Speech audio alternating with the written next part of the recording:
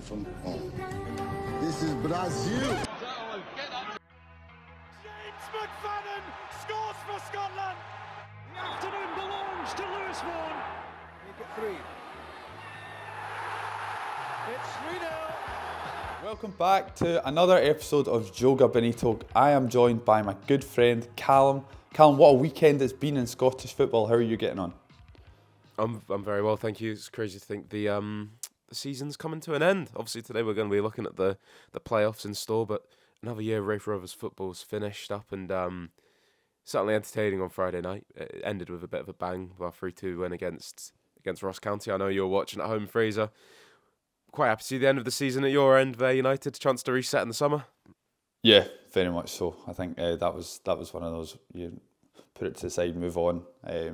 Didn't break the 40 mark in the end, which your men ended up smashing in the end. So yeah, disappointing into the season, but just glad we're in the championship. We can go again next season. You say it was exciting. It was exciting if you were at Starks Park. If you were at any of the other games in the rest of the championship, wasn't particularly exciting. I think there was a 0-0 draw. There was a 1-1 draw. St Johnstone beat Ayr United 1-0. It was just really sort of maybe an end of season fixture card where most of the results were kind of predetermined. It was St Johnstone had won the league.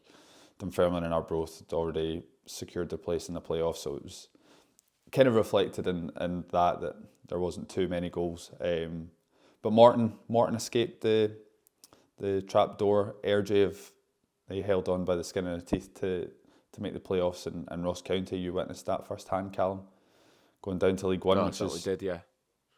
Huge for that club. Yeah, nuts, and they'll be in a division of East Kilbride next year. Crazy to think, one was Premiership, one was Lowland League just a year ago. So what a time of events there in Fraser. I've got a story to tell you as well from this weekend. It wasn't just the football. Go on, please do. First, obviously, you'll hear of this as well. So last night, Saturday night, we're recording on Sunday here, was the Raith Rovers Player of the Year awards as well. So we were up at the hotel for the awards night, which all went well. As soon as I got my last post, a little bit of media done for the night, I was happy to go and enjoy it instead. And after that, we then went out to Kirkcaldy for a little bit.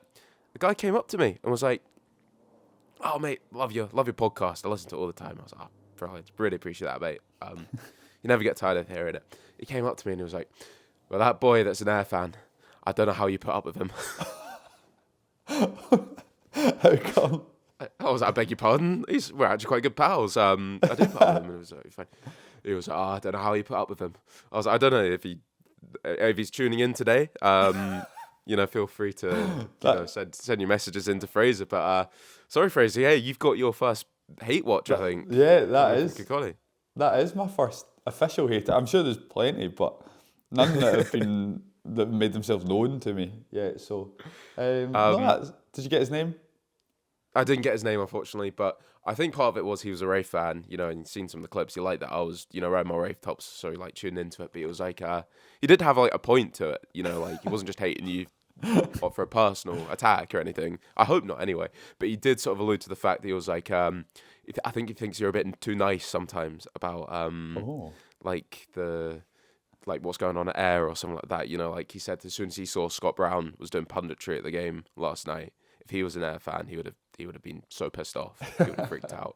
And he was like, that guy on your podcast, he would have just been like, "Oh, well, it's it's fine."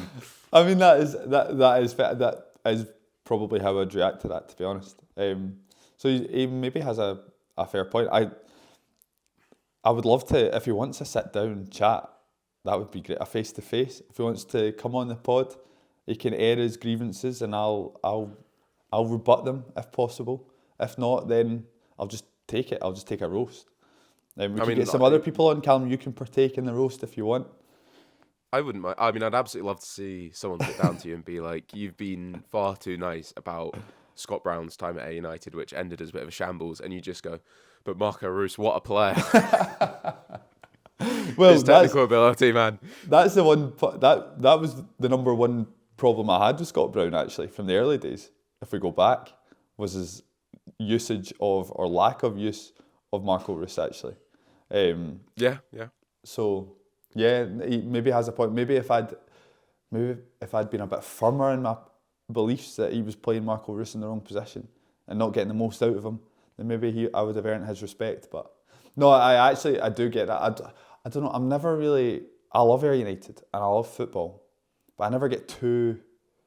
I don't know. I'm never going to get too worried if it maybe doesn't look great that Scott Brown's doing punditry, but I'm not even going to get my knickers in a twist too much. Especially popping up on YouTube videos, 5 Scotland fans against 5 England fans. How long's he had that one lined up for? True. Get it off the chest, man. Get it off the chest. That is not Scott great. Brown's Ayr United. It's no more.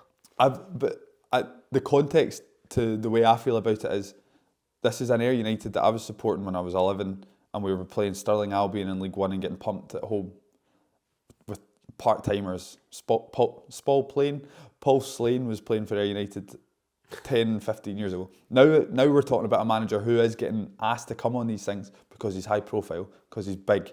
Ayr United are big time now. So yeah, okay, it's not great and it doesn't look brilliant, but Motherwell fans have to sit and watch Andy Halliday talk about Rangers and Motherwell every week, whilst he's under contract at Motherwell. It's just the way modern football is going, isn't it? But I get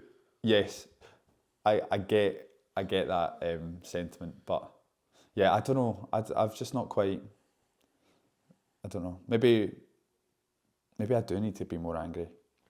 But it's also, angry is not the word, but you've just used the line there. That's the way modern football's going. It seems like you don't want to be accepting, sort of the woke realm of modern football, if that's okay to say. I don't know if I should have used that term, but speaking, I don't know if you saw at the Leeds Burnley game the other night on Sky. Yes. Did you see that? I didn't watch the game, but I saw the full time music. Oh no! That's a different aspect to the game that. Oh right, I kind of thought that's why you might be going. They played a Michael Jackson song at the end, "Smooth Criminal." Obviously, Michael Jackson, the Burnley manager, which I was all for. I thought that was quite funny. So where were you going with that one? No, so on Friday night, Sky obviously was showing Leeds Burnley, and in like the 65th minute, Noah Okafor had scored, who I had captain in my fantasy team, so I was quite chuffed about that, but that's beside the point. The only person still doing the fantasy team in there, well done. But Noah Okafor had been taken off. They were 3-0 up or something, I think, at the time, and he got an interview in the stand live during the game. Oh, really? And the interviewer had him, he had his jacket on, he was commenting on the game as the game was going on, and then the camera then panned to the match, which was live in action. They'd obviously missed a little bit of the game, and Noah Okafor was sort of talking over it, and that's the kind of modern side of the game. It's Americanisation of football. That's hopefully that doesn't come into Scotland anytime soon. But also though, it might be quite exciting if you get Dick Campbell on the side. Bit more exciting. Potentially, yeah, we could bring this in. So actually, yeah, now you mention it, if it was to be not Americanised and to be like Scotified, like Dick Campbellified, imagine him, East Fife are 4-0 down to Kelty Hearts in a relegation battle, and they go to Dick Campbell and be like, Dick, what's your thoughts on the game? That could be explosive. That could be something else. But yeah, I mean, Tuesday night, Alloa, Airdrie, go down, side of the pitch. Connor Salmon, what are you thinking about the game? Fuck off, mate. I wouldn't mind it. Live on BBC Alba, yeah. Andy Graham's lacing up his boots. Just before you go on, Andy, what are your thoughts? It could work. It could be. Now, I was knocking it before, but actually, when you consider it, it could actually be a good addition to Scottish football. But that side of modern football, not massive on. And I'm not really mad. It does blow my mind that I like Andy Halliday. I think he's a good pundit, but he is under contract at Motherwell. It's crazy the sort of bizarre, yeah. The influence he's having on sort of football punditry when he's under contract for a top 4 team. But yeah, seeing Scott Brown, it's all well and good when the team's doing well, but it's just when they're not, and they hadn't been for quite a long time. It's not good. So, yeah, in hindsight, maybe I should have been more angry. Should have got the pitchforks out. I should have been calling for his head long before I did. But anyway, I'll take that feedback on. I'm quite excited that I've got my first official hater that I'm aware of. Although I will say back to him, bit shite baggy, saying to you, not me. Well, you are now, Kikoli, but maybe next time. We'll bring you out next time. You can face the people yourself. So, no, a bit of a bizarre moment as well, because I walked in, I was immediately behind Lewis Vaughan in the big group of people. And obviously Lewis Vaughan going out on a Saturday night in Kikoli was always going to be, like genuinely people looking like they'd just seen Santa or something like that. Like, so happy. Same guy who went up, I was like, oh my God, Lewis Vaughan. Oh my God, is that Lewis Vaughan? And he looked at me, I was like, oh, I love your podcast as well. It's two heroes. That's when that conversation sparked out. I was like, yeah, that's the two of us. Yep, walking in. Santa Claus and Easter Bunny, right? Yeah. That's what a team, what a night out. I must say, that's. I'm in watching the game the other night.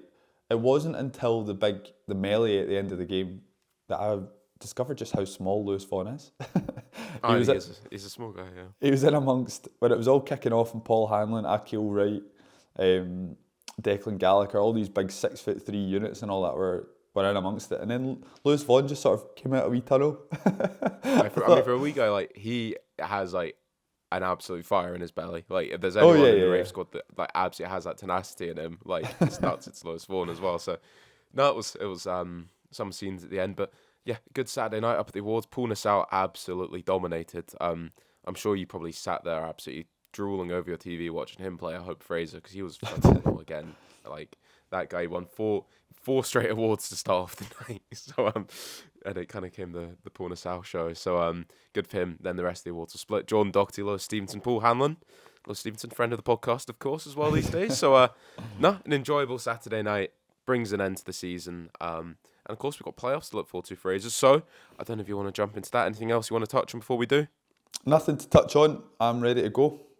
Fit and firing. Right. Well, we've got 5 playoff series that we starting off. Series, I don't know if that's the very. I'm getting Americanized now by modern sport. 5 playoffs though to be played starting on Tuesday night. And we're going to start at the top. We're going to go down and say who we're going to think is going to win all of these. So we'll start with the main one. For us, I suppose, as Scottish Championship fans, the Scottish Premiership playoff.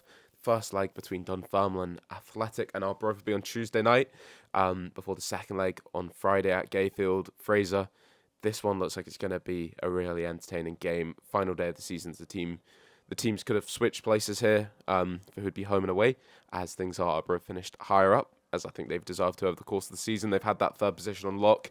For this one, though, I think I'm going to give the tip to Dunfermline to win it. Who do you think is going to win this one?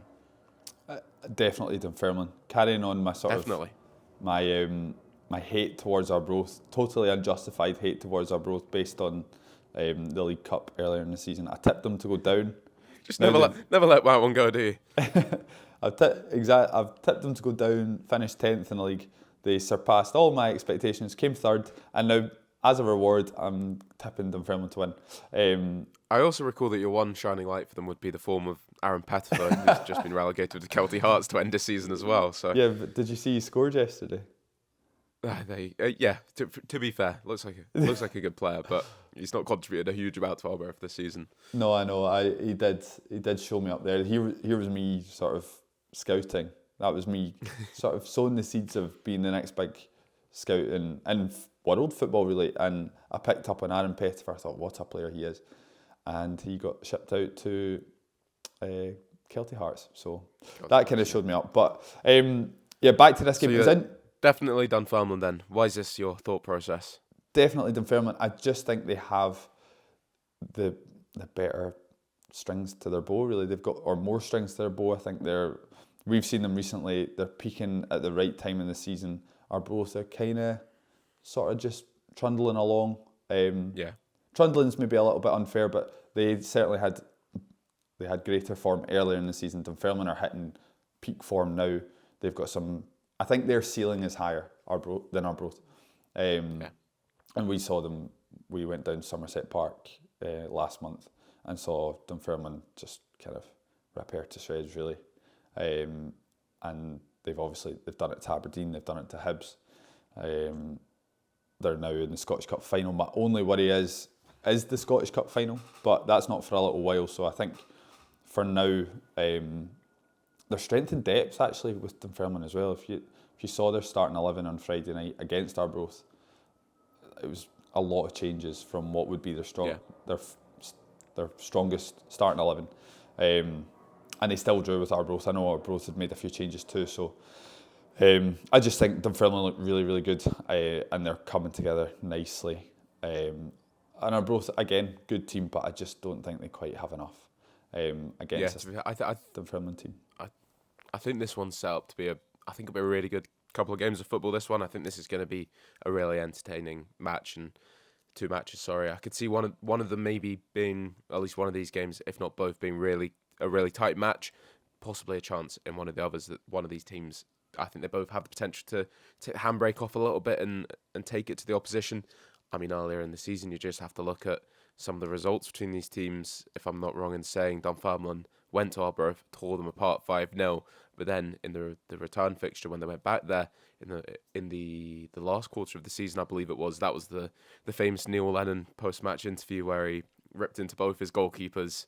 Obviously going there, that Oxborough now in goal sort of calmed down that situation a little bit, but I could see one of these teams really running away with one of the games and the other one potentially being tight, but a tough game to call. But I think you are right. Arbroath season, they haven't limped into the playoffs, but the second half of the season certainly hasn't had the same real consistency in that first half of the season that absolutely pushed them and elevated them away from the 6 teams below them in the division. So they deserve to be in the playoffs. They do have so many neat technical players in their team that if they do get going, then they could be really difficult to stop, and they've probably got a bit more street than this young Dunfermline team. We'll see how they cope with the occasion, but a lot of experienced players in there. You know, your Ryan Flynn's of the world, Ryan Dowd. Obviously, the management team have done a great job, and energy around them.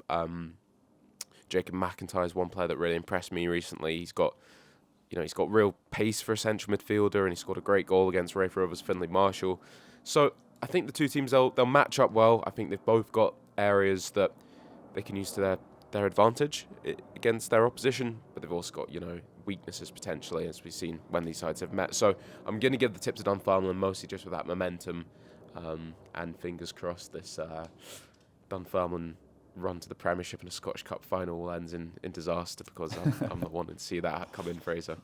I know, promotion and Scottish Cup win, that would just about trump the Challenge Cup, I think. Maybe. That would be the end of this podcast as well. So I think I'd leave the country and pick up a new team. I don't know who I'd start supporting. Become a Venezia supporter or something like that. That sounds quite nice. So you Ayr United, you could be an Ayr fan. Come along with me. That doesn't sound any better, pal. I need to get as far away as possible. Tell me the most niche football team you know, and I will go and support them. Well, that's okay. Well, we'll find you, like Minnesota United or something like that. Get you an MLS. Yeah, I've been to a Minnesota United game actually. I had quite a nice time. There you go. I think that's why I plucked that. I don't think that was okay. Fully from my subconscious. But right. I've managed in the Nigerian Premier League, Katsina United, the mighty yellow and green. So maybe I'd go and start supporting them if Dunfermline pull off this double. So, anything else you want to add to that playoff before we jump into the Championship ones? And no, I think that kind of covers it all. I would now be quite excited to watch Dunfermline matches, because they've got some really electric players in their squad. So this will be, Arbroath games are always quite exciting as well, especially Gayfield. That one, the return leg will be interesting. I think, as you say, I do tend to agree with you. I think one team will run away, and I think Dunfermline have the potential to sort of run away with the first leg at home, and then maybe to ease their foot off the gas in the return leg. But again, wouldn't be overly surprised if it was tight going into that game in Arbroath. But I think Dunfermline will just have too much. So yeah. Well, jumping down now to the Championship playoffs, the teams in League One. We'll start off with the tie with the Championship team in it, of course, which is going to be Ayr Gironians, who will be making the trip to play Alloa, who lost out on 4th place on the final day of the season after they got scudded on the final day with a remarkable last 20 minutes from Queen of the South, Nicky Clark, getting a couple goals, which jumps the Doonhamers over Alloa to finish in 3rd place. The two of them are sort of been tussling for those final 2 playoff spots for quite a while now, but Alloa then, they'll be facing off against Airdrie, who we've already mentioned, obviously found themselves in the playoffs. I think they've been in just about every position at different times on that final day, it felt like. But obviously a tough game for them. Lewis Strap getting sent off, and they got a point against Morton, which wasn't enough for them. And they'll face Alloa. And for this one, I'm going to give the tip to Airdrie, and I think they'll win this game. Not comfortably, but I think they'll have enough quality to get through it as they did last year. That's interesting because I might just go on vibes here and say potentially Alloa. Okay. The form guide potentially points against it. Just if there's a club that's made for the playoffs, it's Alloa Athletic. It is Alloa. Yeah, I don't want to talk about that. I know. Bad memories. Well, it does seem like, team in 9th place, Alloa playing like you've obviously been there before, Raith Rovers. I know Airdrie, obviously they were successful last season, but Alloa just, especially in the semi-final of the championship playoffs, I feel they've been there, they've done it. Airdrie, every single week every so often they come up with a 4-0 victory. They play absolutely scintillating football. You think this is Airdrie are going to kick on now. They're going to push for 6th or 5th place in the championship, and then they get beaten 1-0 by Queen's Park. They draw to Morton. They lose to Ross County, and it's like they can't really seem to string together a couple of good performances. And I know that's a problem for a lot of teams in the championship, but there's so many times this season where I've thought, right, Airdrie, this is it. They've got the players, they've got the ability to play really, really good football, score loads of goals, and then they just don't do it. And maybe 5-6 weeks later, they pop up and they put together one of these performances again, and then the same happens. And as a result, they've sort of found themselves in 9th place, and they're having to go away to Alloa Athletic in the playoffs, which no one would really want to do.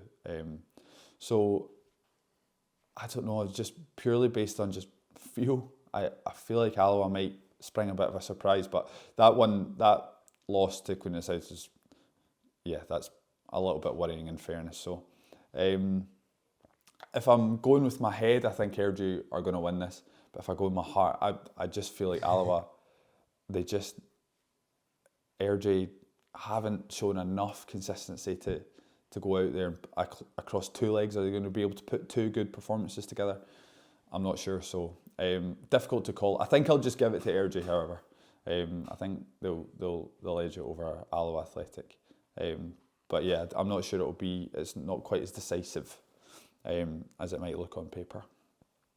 Bit of a seesaw here. You go back and forward all the time, your choices. But no, I agree, because I think Airdrie do have a lot of quality in their team. We've kind of said it all year. There's not really anything between the teams, and probably behind St Johnstone, I don't think there's much between any of the teams in terms of quality in the championship. Even Ross County, they've just been a bit of a basket case at times, obviously. But in terms of the quality of players they've got, and when they've turned it on, which they have done quite a few times throughout the season, they've shown that they are just as good as the other championship teams in terms of that quality. And Airdrie is another one that's right in there. I think they can be a little bit maybe powder puff at times in terms of having enough strength, I suppose, maybe as a championship club. Is that fair to say? Like, in terms of the players they have, they've got so many neat technical players in that team, and they really can turn it on and play brilliant football at times. And as you say, they've got a 4-0 win in them, as you're always going to do when you've got Dom Thomas, Ewan Henderson, Chris Mockray. I think every single championship team would take them next season, apart from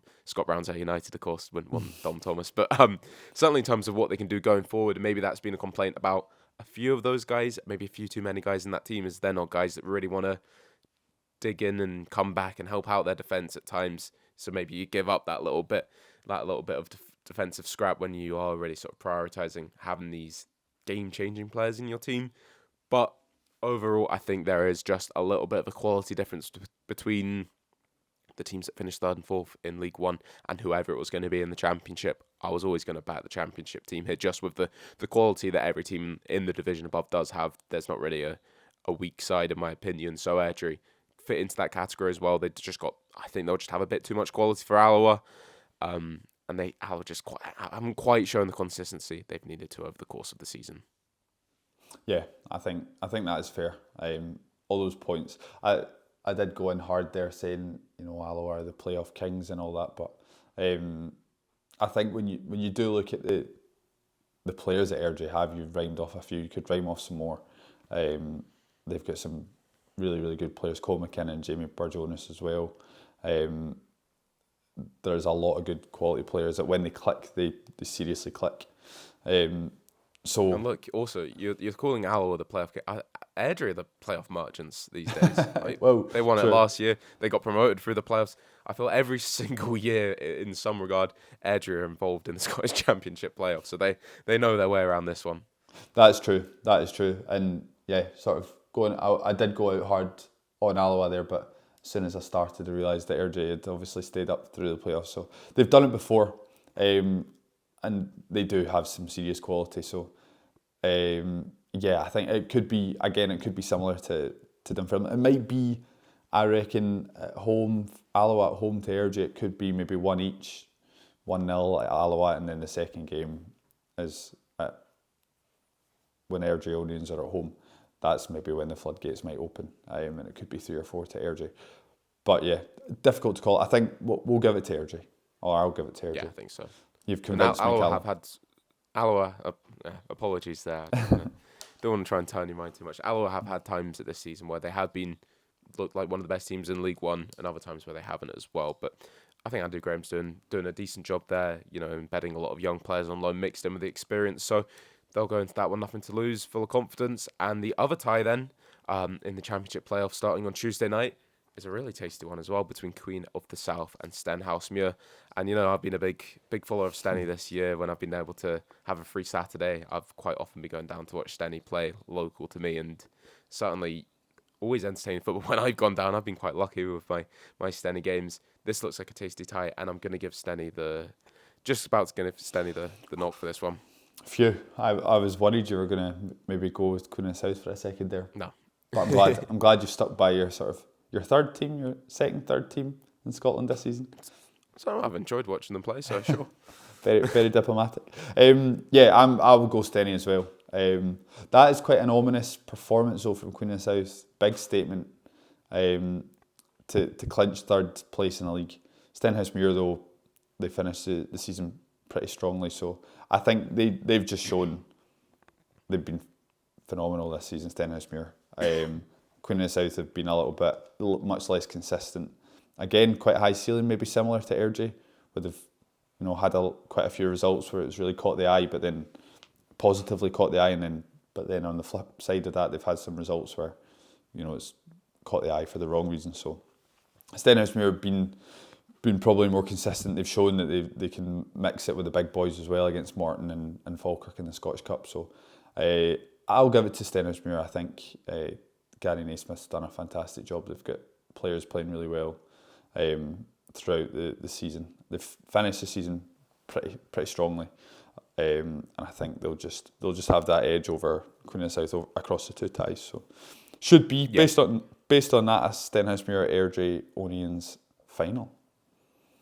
Potentially, that's the way I'm seeing it. So bit of chance for Stenhousemuir that would be to get a bit of revenge as well after they lost to Airdrie in the playoffs last season as well. So I think main thing for Stenny, it's been a long battle at the top of the table, over recent weeks, months. It's probably quite mentally, physically draining as well, and they would have been disappointed, I'm sure not gutted, to lose out on the final day, as Inverness were favourites all the way, and it was in their hands, and Stenny just went to Montrose, and all they could do is beat the team in front of them, and they did their job, getting that 2-0 win. But you look through the team on the day, no Nicky Jameson in there at centre-back, but 1 to 11, for the most part, you can sort of tell what the first team is, and then every single guy that steps in, if Stenny need players to come in, Archie Graham, for example, came in, stood in at centre-back, a more than able deputy as well. I think every single backup player that Stenny have, they're trusted, and they can come in and play. But if they're going into this playoff with their players fully fit and available, which it looks like, I think they really do have the quality to turn it on, and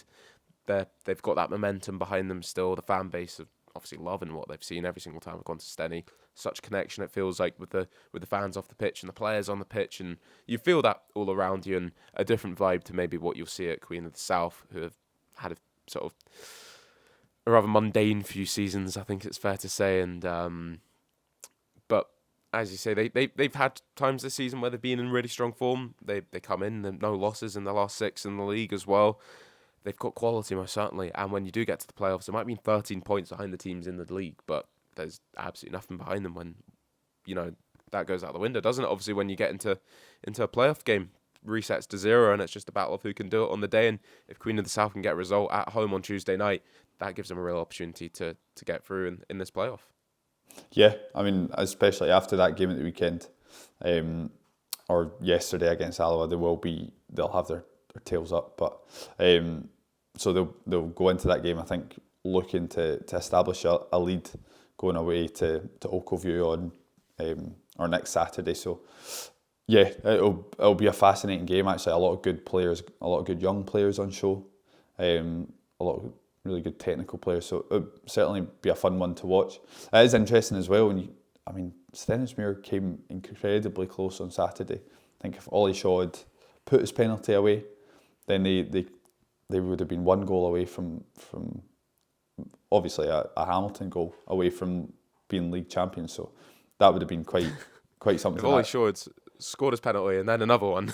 But that's there was minutes left. Mean, though, yeah. Minutes left in the clock. If Ollie Shaw had stuck that in the back of the net, you never know what would have happened to Inverness. They might have buckled, and then we could be talking about Stenhousemuir winning the league. So they came close. I think deservedly so. They, based on the sort of the league season, obviously they've been much the better side in comparison to Queen of the South. So I think they'll go into the match-up thinking that they possibly deserve it. So they'll have that extra motivation to go on and sort of and make the playoff. But yeah, Queen of the South maybe just peaking at the right time. So it will be interesting. But I think Stenhousemuir will just come out on top. I think so as well, but the players at Queen of the South there is the chance that at any moment Nicky Clark has the quality to pick the ball up 25 yards out and find the top corner and win a game 1-0. That could be the difference in these kind of games. But as I said, I agree. Stenny, really great squad, brilliant season, and I think they'll hopefully take enough of that momentum in.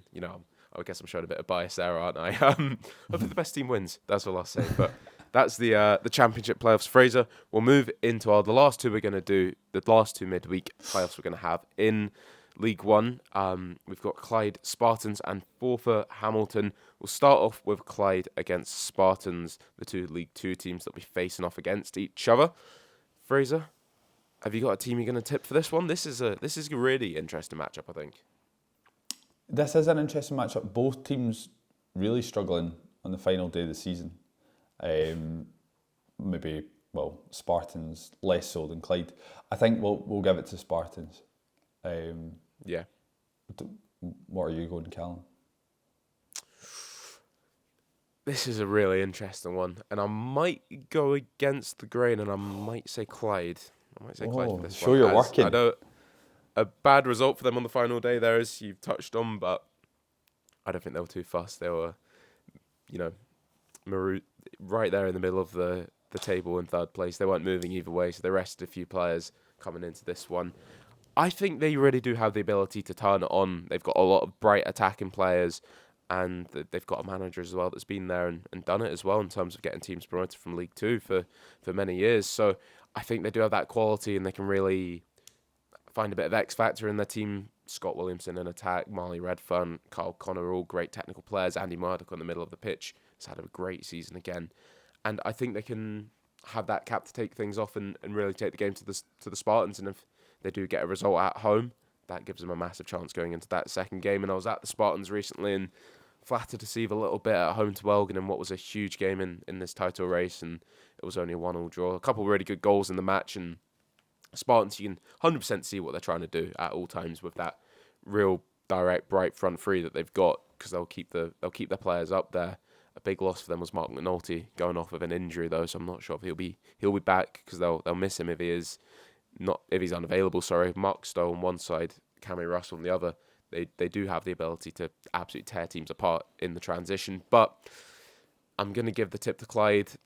I could obviously go either way. Spartans do have the quality to keep them at bay, but if Clyde turn it on, they're more than capable of taking 2 or 3 goals at home, and that'll be difficult for the Spartans to get back from if it is the case. And I'm just going to say, based off nothing to do with the weekend's game there, I'm going to give it to Clyde. Interesting. No, this is the analysis, Callum. This is what sets you apart as a lower Until league. who doesn't come in, yeah. There is more context to it, obviously, than just looking at Clyde coming up against the champions elect. Resting some players 5-0 away to East Kilbride maybe isn't as bad as it looks on paper. Spartans, they're obviously fighting for the championship and then drawing to Stirling Albion's, I guess when you put it that way, arguably a worse result than Clyde. So interesting. I just think Spartans they've got some really strong players that you've noted already. Mark Stowe on the score sheet yesterday as well. They've just shown across the season, there was a point this season it looked like they were going to run away with the league. It's not turned out that way, but they finished just considerably higher than Clyde points-wise. I think they've just got the edge. But this is possibly the most difficult of all the playoff matches that we've discussed so far to call, I would say. Probably the most evenly matched sides, arguably. So it'll be interesting. Clyde, obviously, great players in attack. They're solid at the back as well.